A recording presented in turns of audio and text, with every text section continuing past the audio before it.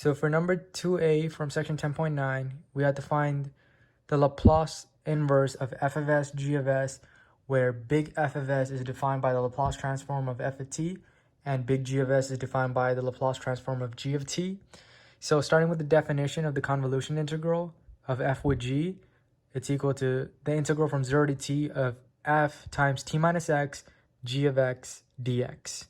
So the Laplace transform of the convolution integral of f with g would be the integral from 0 to infinity e to the negative st times the convolution integral times t and then dt.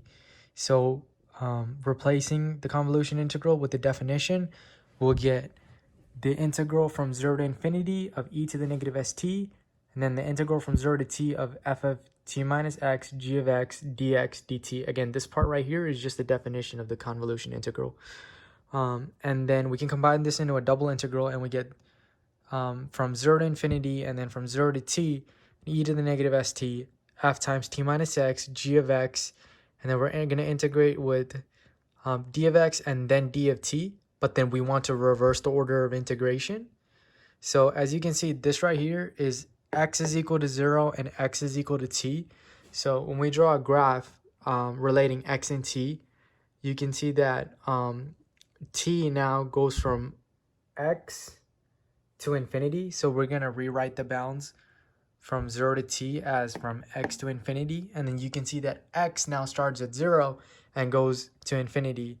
So the dx part will go from 0 to infinity. So rewriting that, you'll get e to the negative st, f times t minus x, g of x. Now the dt, the bounds for the dt will go from x to infinity, and the bounds for the dx will go from 0 to infinity. Now we're going to make a u substitution for the t minus x. We're going to let u is equal to t minus x, and so du with respect to t will just be dt. So then rewriting this integral, we get integral from 0 to infinity, and from 0 to infinity again, e to the negative, replacing t with t would be equal to u plus x. So e to the negative s, u plus x, f of t minus x is u, f of u, gx, and then dt will be du, dx.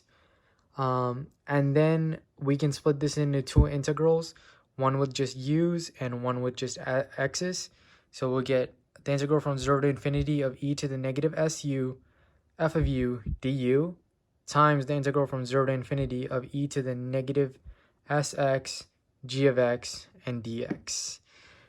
Which you can see is just the Laplace of f. This is the definition of Laplace.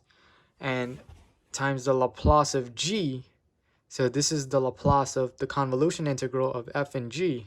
Now if you take the Laplace inverse of both sides, you get the Laplace inverse of f of s, g of s is equal to the convolution integral of f with g, where big F of s is equal to the Laplace transform of f of t, and big G of s is equal to the Laplace transform of g of t.